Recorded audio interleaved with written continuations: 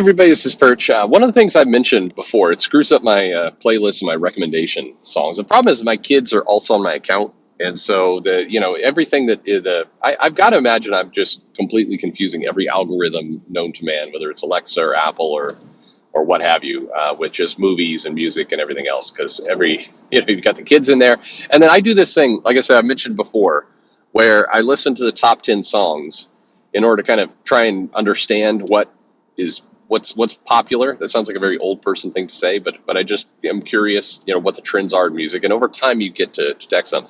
There's this song that's popular right now that keeps coming up called "Sweetest Pie," and I mean the basic premise of the thing is,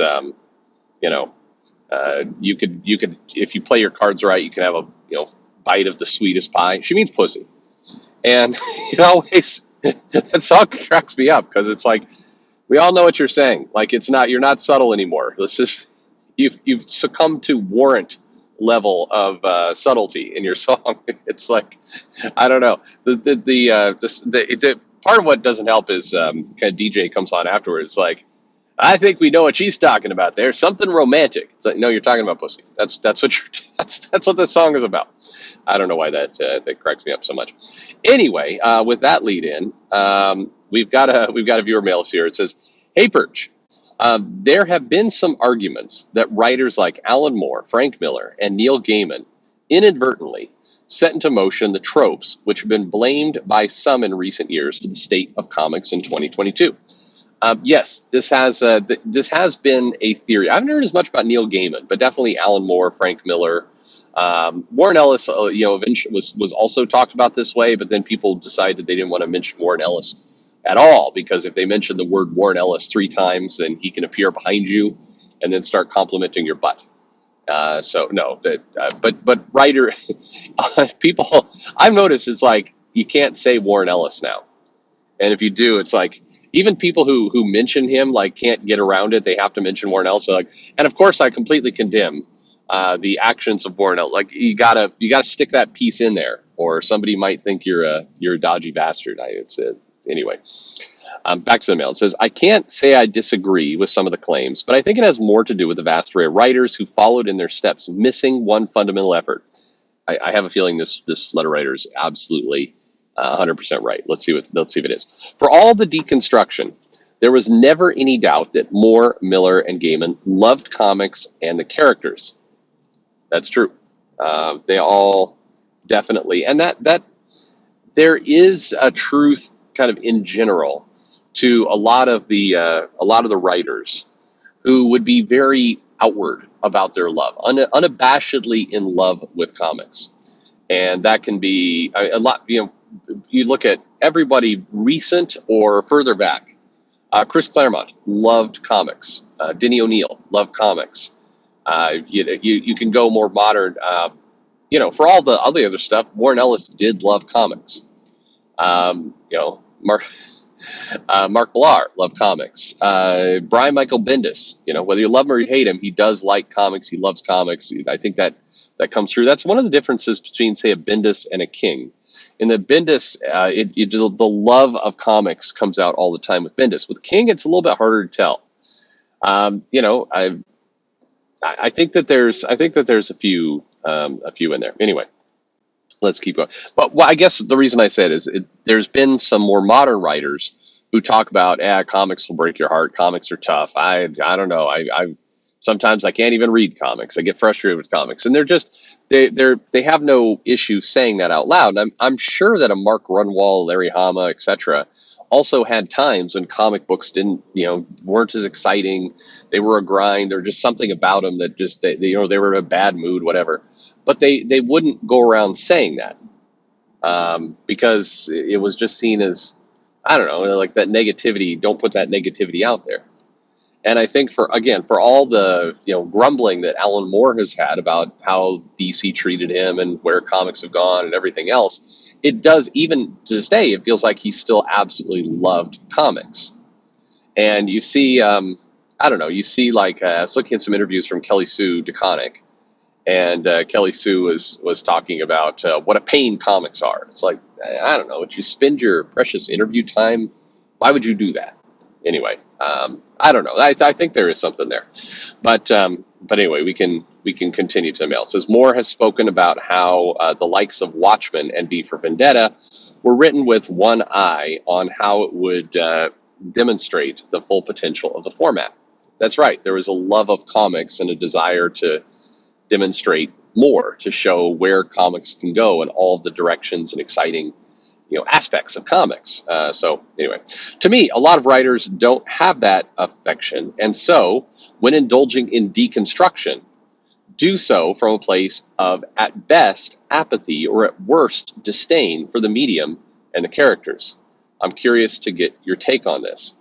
Um, yeah, I think completely true. I think that there is this. I mean, you can't get in somebody's head and heart completely. You can only go with what they say. But it is relatively common to go onto comics and see writers and editors and people who are creators, not really the artists, talking about how frustrating comics are. And I'm not talking like frustrating, like I've got an amazing idea and I just can't get, Marvel or DC to respond to me in a timely fashion, but frustrating in the form of, boy, these characters and these things and these elements, they're hard to write. They're a pain to deal with, and I don't like it. I mean, just more of a I'm annoyed by comics. I just a disdain for, like, why do we have to keep lionizing Superman? I saw that somewhere of, like, why do we have to keep promoting a Superman or a Captain America or characters like that? Like, why do we keep have to hype them? I mean, they're old. Shouldn't they just maybe it's time for them to retire and go their own way? Whenever you see a comic writer, somebody talking about blowing up the past, and they love to use the Star Wars, like, kill the past, let it go. Like, that quote was given by the villain in Star Wars. You are aware that was what was Kylo Ren's quote from that awful Ryan Johnson movie about destroy the past. Like, that he was being a villain at that point. He wasn't heroic. When you quote that of, like, maybe we should just it does, why do people always keep hyping up Kirby? Isn't that unfair to artists today? Like, what a sad, pathetic way to look at the world. Uh, you have to look at the world in a format of, like, how jealous you are of somebody who worked and bled and pushed to do comics. I don't know. There's that cynicism is aggressive. Anyway, I do think you're right. I think that if you're going to engage in deconstruction, if you're going to, put the heroes through the ringer, a fundamental difference is if you're frustrated or tired or depressed or annoyed with comics, you shouldn't engage in negative storytelling about comics, because it's going to take new weight. You have no interest in building the character back up again. Why would you? Just burn it all down. Burn the past down. I get encouraged when I hear comic creators talking about, we stand on the shoulders of giants, we need to respect the past. I always like that. I'm a sucker for that statement every time. When C.B. Cebulski came in, I think his first big writers summit or meeting that he had with writers, he said, we stand on the shoulder of giants. We're very, very lucky because we're telling another chapter in a forever story. And there's very few mediums, almost no mediums, but comics who have that ability. We're not bound by one author. If Stephen King gets tired of writing, he just ends and his universe ends. He's not going to hand over his universe to another writer to keep it going. He's just going to call it a day and it's over. But comics, they survive generations of people who are adding to the story. I think there's something there's something very romantic, something very powerful about that statement. I love it.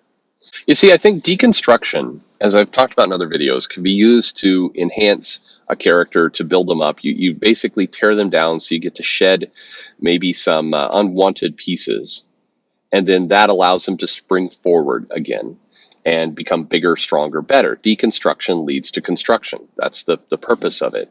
In many cases, the entire reason deconstruction came about in the first place was this desire to, take a character that maybe had too many things bolted onto it. It was like a different form of a retcon, where you want to remove some things about the character out And so you could deconstruct those pieces away by going investigating, surgically, removing them and getting to a better spot. That was the point.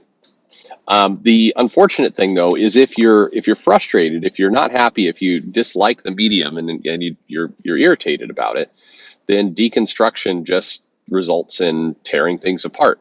You don't get to the construction, and you're pessimistic about the character and the environment in the first place. So, it's a vastly different thing. I don't believe, and I think it's highly unfair to say Gaiman, Alan Moore, people like that, Frank Miller, ruined comics or led to this. Because look, yes, they did do the deconstruction, the more depressed storytelling. They did do all that, but they did have a love for comics, and they typically were doing so to get to a better place, to get to an optimistic place. People cite Dark Knight Returns as this Frank Miller deconstructed mess, but look at how it ended. The Batman, Bruce Wayne, feels alive, more alive than he has in years. He's got Green Arrow there, he's got Carrie Kelly there, he's got some new followers, he's now inspiring another generation. It ends with him, on an upswing. It's not a depressive, mess. Alan Moore, V for Vendetta, Watchmen, other pieces. I mean, there's parts of it that are definitely down, definitely depressed storytelling, but it has a purpose. It leads to an end that is, if not optimistic, at least hopeful, or at least feels purposeful.